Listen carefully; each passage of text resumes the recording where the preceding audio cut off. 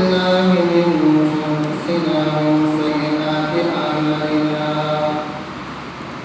من يهد الله فلا مضل له ومن يضلل فلا هادي له ونشهد أن لا إله إلا الله وحده لا شريك له ونشهد أن محمدا عبده ورسوله أرسله بالحق بشيرا ونذيرا وداعيا إلى الله بإذنه وسراجا منيرا أما بعد فقد قال الله تعالى في كلامه المجيد وفي فرقان حميد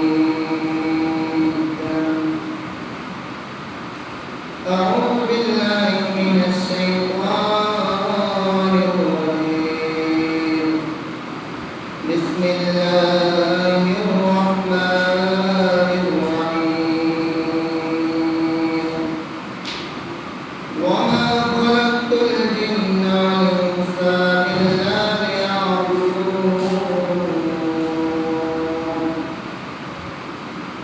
وقال النبي صلى الله عليه وسلم مفتاح الجنة الصلاة ومفتاح القلوب أو كما قال عليه الصلاة والسلام أول ما يحاسب به العبد يوم القيامة الصلاة إن الله وملائكته يصلون على النبي يا أيها الذين آمنوا صلوا عليه وسلموا تسليما اللهم صل على محمد وعلى آل محمد كما صليت على إبراهيم وعلى آل إبراهيم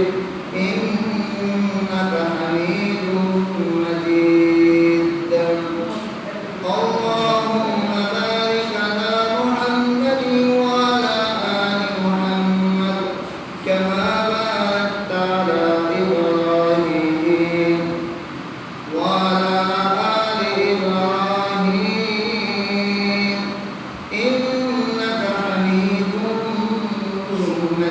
مجيد رب اشرح لي صدري ويسر لي أمري واحلل عقدة من لساني يفقهوا قولي قالوا سبحانك لا علم لنا إلا ما علمتنا إنك أنت العليم الحكيم أستغفر الله الذي لا إله إلا هو الحي القيوم وأتوب إليه لا حول ولا قوة إلا بالله العلي العظيم أستغفر الله الذي لا إله إلا هو الحي القيوم وأتوب إليه لا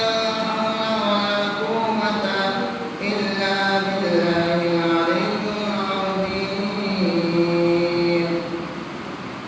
हकीकत से तो दुनिया बेखबर है हकीकत से तो दुनिया बेखबर है दुनिया की नुमाइश पर नजर है नबी हुआ कि दुनिया जुदाबाश बहर के बाशी उड़ाबाश दुनिया हो दुनिया का तलवगाह नहीं हो दुनिया हो दुनिया का तलवगाह नहीं हो बादल से गुजर नहीं तो खरीदो बादल से गुजर नहीं तो खरीदो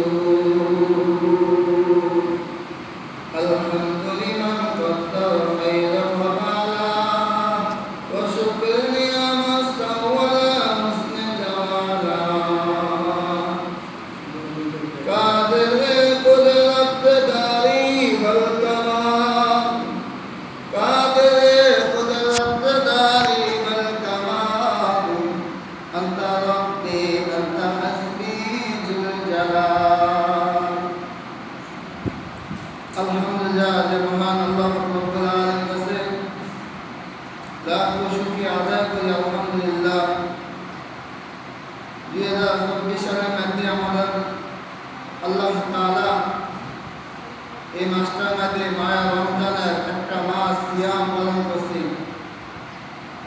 সিয়াম পালন করা বলেন, আজকে রমজানের পরে প্রথম জুমা, রমজান শেষে, এটা শাওয়াল মাস চলতেছে। তাহলে আল্লাহ রাব্বুল আলামিন কোরআনে কারিমে বলেন, যে বান্দা বান্দি আমার নিয়ামতের শুকরিয়া আদায় করবে, আমি আল্লাহ রাব্বুল আলামিন ওই বান্দা বান্দির নিয়ামত বাড়াইয়া দেব। Line শাকারতুম আযীদান্নাকুম, line শাকারতুম আযীদান্নাকুম। যে বান্দা বান্দি আমার নিয়ামত খাইয়া নিয়ামতের কোনখানে নিয়ামতের শুকরিয়া আদায় করবে, আমি আল্লাহ রাব্বুল আলামিন ওই বান্দা বান্দির নিয়ামত আমি আল্লাহ রাব্বুল আলামিন বাড়াইয়া দেব। এই দুনিয়ার মুসলমান ইমানদার আল্লাহর গোলাম, আল্লাহ রাব্বুল আলামিন তোমার শরীরের মধ্যে 360টি জোড়া আছে। তুমি আল্লাহ তাআলা তাসবিহ আদায় করো, তাসবিহ আদায় করার কারণে আল্লাহ রাব্বুল আলামিন তোমার 360টা জোড়া আল্লাহ তাআলা আদায় করে দেবেন। সুবহানাল্লাহ, সুবহানাল্লাহ বিহামদিহি। লাইন শাকারতুম আযীদান্নাকুম ওয়া লাইন কাফারতুম। যদি আল্লাহ তাআলা নিয়ামত পাইয়া, আল্লাহ তাআলা আমাদেরকে কত সুন্দর নিয়ামত দিয়েছে, কত মাবি দুটা চক্ষু দিয়েছেন। আল্লাহ রাব্বুল আলামিন কোরআনে কারিমে বলেন, আলাম নাজআল লাহু আইনাইন। আল্লাহ রাব্বুল আলামিন বলেন, হে দুনিয়ার মুসলমান, তোমার নিজের দিকে তাকাও, আমি আল্লাহ রাব্বুল আলামিন তোমাকে দুইটা বড় কত নিয়ামত দিয়েছি, কত সুন্দর চক্ষু দুইটা দিয়েছি। 7 আসমান 7 জমিন 18 মাখলুক তুমি দেখতে পারো। অন্য মুসলমানকে আল্লাহ রাব্বুল আলামিন এই দুইটা নিয়ামত দুইটা চক্ষু দেয় না, ওই ব্যক্তি অন্ধ। এই দুনিয়া আসমান দুনিয়া জমিন ওই ব্যক্তির দেখার কোনো ক্ষমতা নাই। সামনে আয়াতে আল্লাহ রাব্বুল আলামিন কোরআনে কারিমে বলেন, ওয়ালিসানাহু ওয়া শাফাতাইন। আমি আল্লাহ রাব্বুল আলামিন দ্বিতীয় আয়াতে বলেন, রব্বি কারীম বলেন, আমি আল্লাহ রাব্বুল আলামিন তোমাদেরকে জবান দিয়েছি, জবান। প্রথম আয়াতে রব্বি কারীম বলেন, তোমাকে দুটো চক্ষু দিয়েছি। দ্বিতীয় আয়াতে বলেন, ওয়ালিসানাহু ওয়া শাফাতাইন, জবান দিয়েছি। এই জবান দিয়া ভালো ভালো কথা বলবা, ভালো ভালো কথা বলবা, আল্লাহ কথা বলবা, রাসূলের গুণ বলবা, রাসূলের বরকত বলবা, রাসূলের শানে কথা বলবা। জবান দিয়া বেহুদা কথা বলবা না, তাহলে জবানের হিসাব কাল কিয়ামতের দিন জবানের হিসাব দিতে হবে।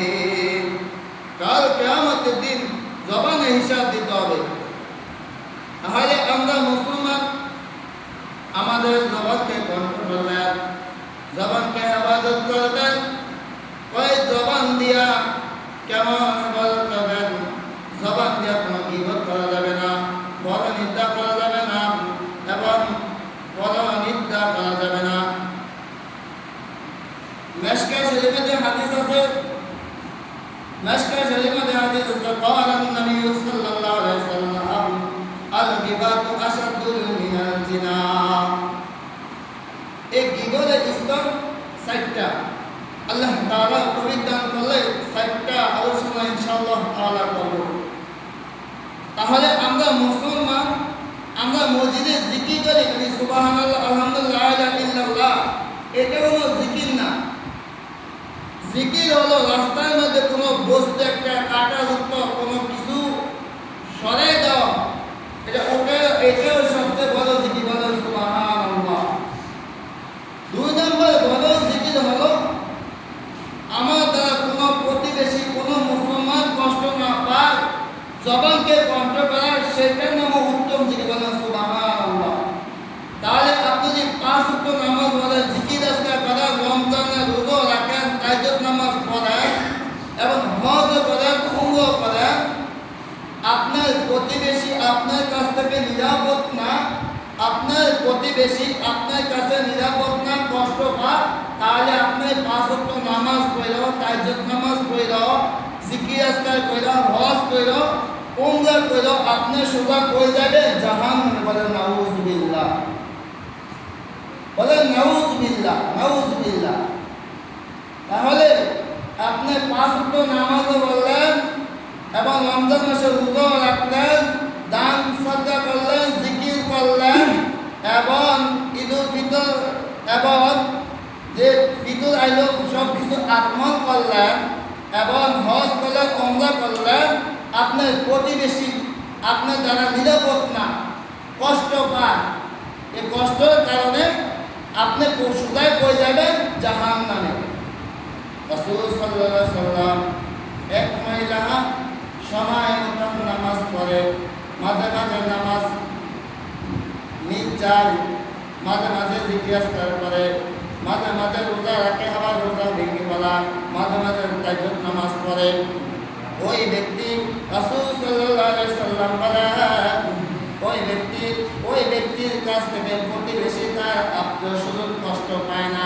তখন সাহাবীগণ বললেন, ইয়া রাসূলুল্লাহ, এই প্রতিবেশী এই মহিলার কাছ থেকে ওই প্রতিবেশী আত্মীয় স্বজন কষ্ট পায় না, এই মহিলা কোথায় যাবে? তখন আল্লাহ হাবিব রাসূল সাল্লাল্লাহু আলাইহি সাল্লাম বলেন, যে মহিলা প্রতিবেশীকে কষ্ট দেয় না, ওই মহিলা জান্নাতে যাবে। সুবহানাল্লাহ, ওই যাবে জান্নাতে। কেন? প্রতিবেশী এক মুসলমান প্রতিবেশীকে কষ্ট দেয় না, মহিলা কষ্ট না দেওয়ার কারণে নবীজি কি বলছে? ওই মহিলা জান্নাতে যাবে। সুবহানাল্লাহ। তাহলে আমরা যদি নামাজ মাঝে মিস যায়, তাহলে আমাদের প্রতিবেশী আমাদের কাছে কষ্ট না পায়, তাহলে আমরা কই যাবো? জান্নাতে। তাহলে আমাদের সবচেয়ে বড় আমল হচ্ছে, নবীজি বলছে, যে ব্যক্তি দুইটা জিনিস হেফাজত করবে, এই যুবক ভাইয়া, বৃদ্ধ বাবা, আমার মা চাষিরা খালারা, যদি দুইটা জিনিস আমল করেন, এটা আমার কথা না, এটা হাদিসের কথা, নবীজির কথা।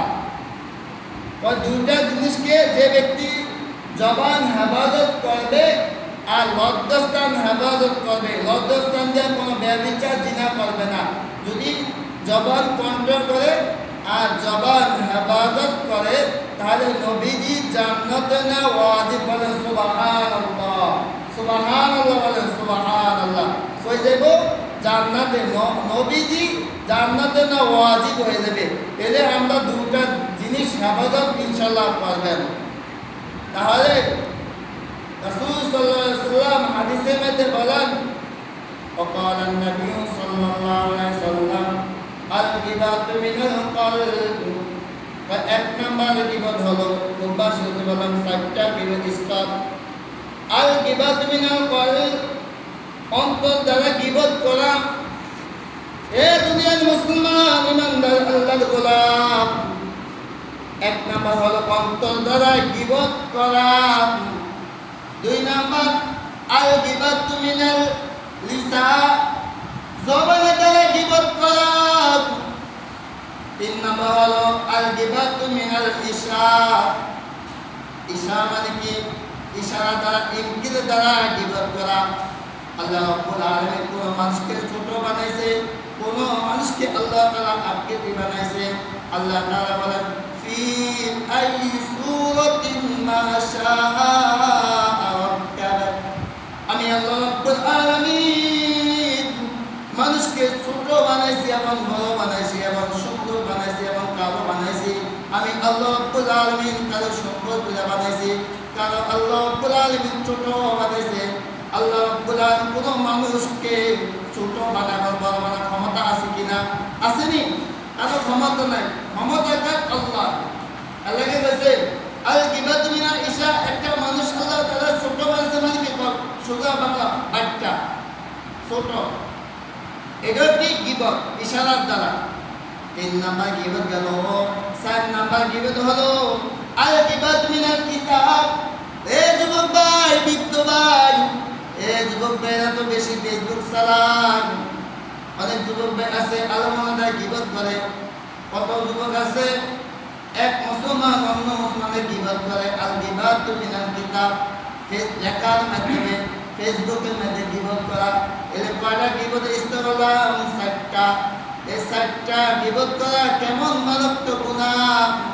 গিবতের নামে আল্লাহ তাআলা আমরা সবাই জানি ওয়াইলুল লিকুল্লি হুমাযাতিল লুমাযা আল্লাযী জামাআ মালান ওয়া আদাদা ইয়াহসাবু আন্না মালাহু আখলাদা কাল্লা লায়ুনবাযান্না বিল হুতামা ওয়া মা আদরাকা মাল হুতামা নারুল্লাহিল মুকাদা। হুতামা একটা জাহান্নামের জায়গা। হুতামা কি? একটা জাহান্নামের শাস্তি, জাহান্নামের আগুন। তখন সাহাবী কেরাম রাসূল সাল্লাল্লাহু আলাইহি ওয়াসাল্লাম বললেন, ইয়া রাসূলুল্লাহ, হুতামা কি? হুতামা হচ্ছে একটা জাহান্নামের স্তর। জাহান্নামের আগুন কেমন? জাহান্নামের আগুন হুতামা জাহান্নামে কাদেরকে নিক্ষেপ করবে? যারা পরনিন্দা করে, সামনে পিছনে গীবত করে, পরনিন্দা করে, গীবত করে, তাদেরকে হুতামা জাহান্নামে নিক্ষেপ করবে। নাউযুবিল্লাহ। দেন একজন মানুষের সামনে কাজটা আছে, কাজটা এই মুসলমানের ভাইয়ের সামনে বললে মুসলমান কষ্ট পাইবে, সেটার নাম গীবত। আবার যদি এই মুসলমান ভাইয়ের সামনে কাজটা নাই, কাজটা যদি না থাকে, যদি এই কাজটা ওই ব্যক্তির কাছে ছিল না, তাহলে গীবত থেকে মারাত্মক জ্বলন্ত গুনাহ, বলে নাউযুবিল্লাহ। তাহলে জ্বলন্ত গুনাহ। তাহলে হুতামা নারুল্লাহিল মুকাদা আল্লাতী তাতলু আলাল আফিদা। হুতামা হচ্ছে এমন একটা প্রচন্ড আগুন। দুনিয়ার আগুন যদি আপনি কারেন্টের আগুন যদি হাতে লাগে, আমাকে একবার কারেন্টে ধরছিল, পুরা শরীর ক্ষত হয় না, যে জায়গা ধরে সেই জায়গাটাই ক্ষত হয়। আর জাহান্নামের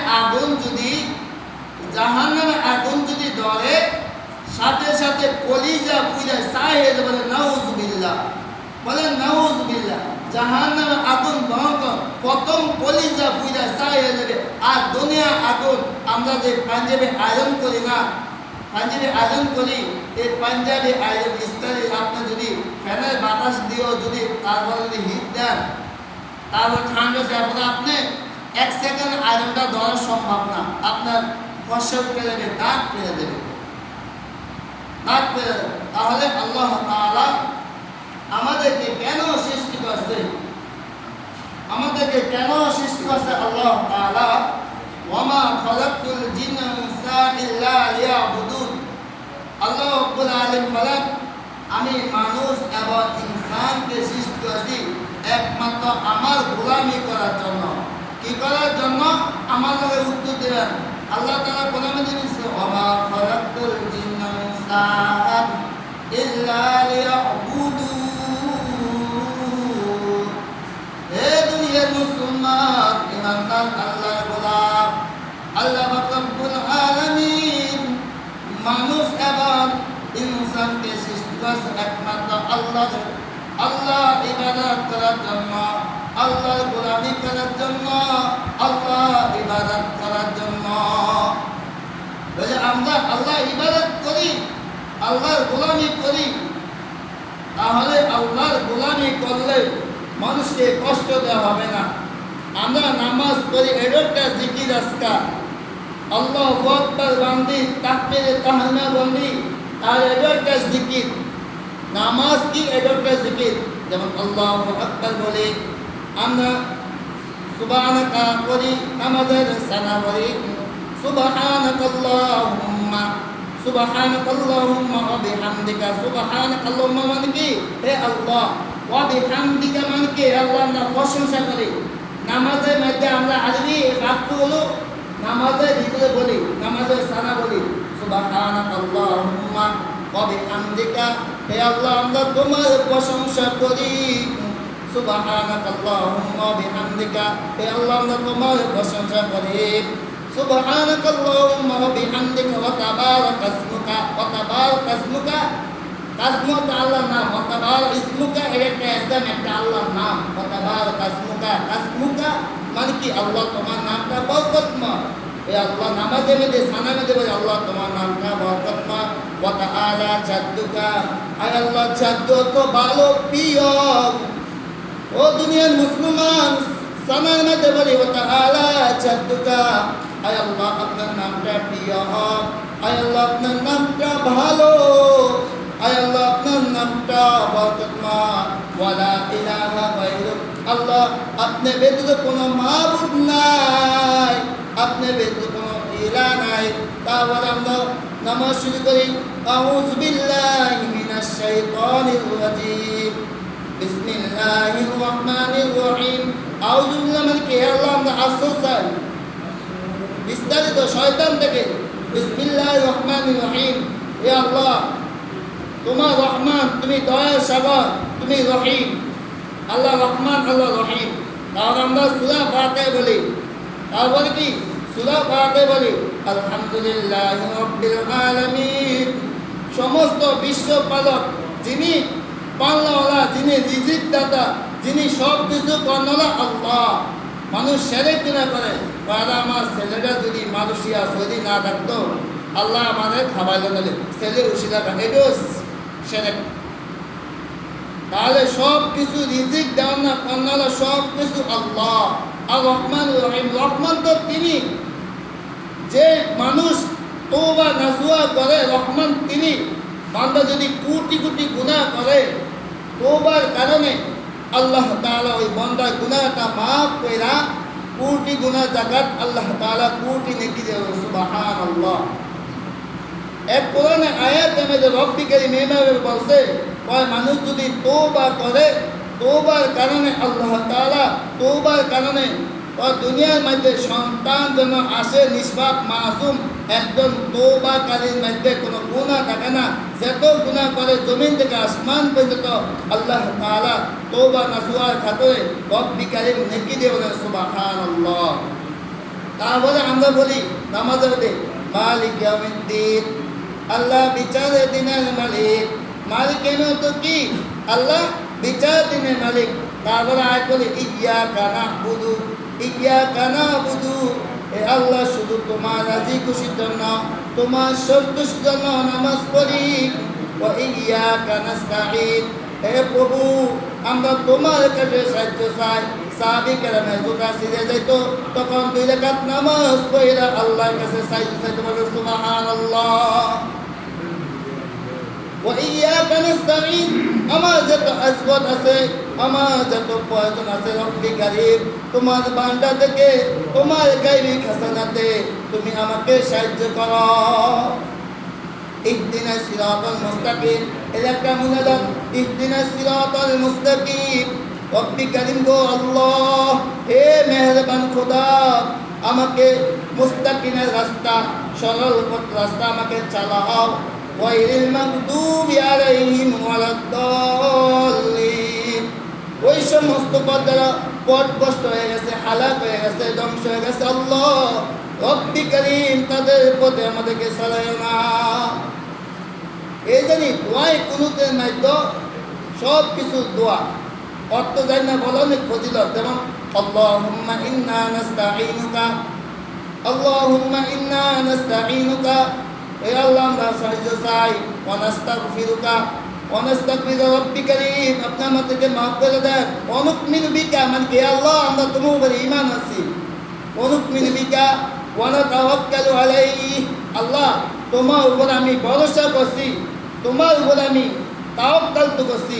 ওয়া নাসনি আলাইকাল খায়র, আল্লাহ উত্তম। তাহলে আমরা মুসলমান, আমরা যত নামাজ পড়ি আমার দ্বারা আমার প্রতিবেশী, আমার মুসলমান যেন কষ্ট না পায়। তাহলে আমরা মুসলমান। ইমাম মালিক রাহমাতুল্লাহ একটা ওয়াল আসরি সূরার মধ্যে আছে, ইন্নাল ইনসানা লাফি খুসর, ইন্নাল ইনসানা লাফি খুসর, নিশ্চয় মানুষ ক্ষতিগ্রস্তের মধ্যে আছে।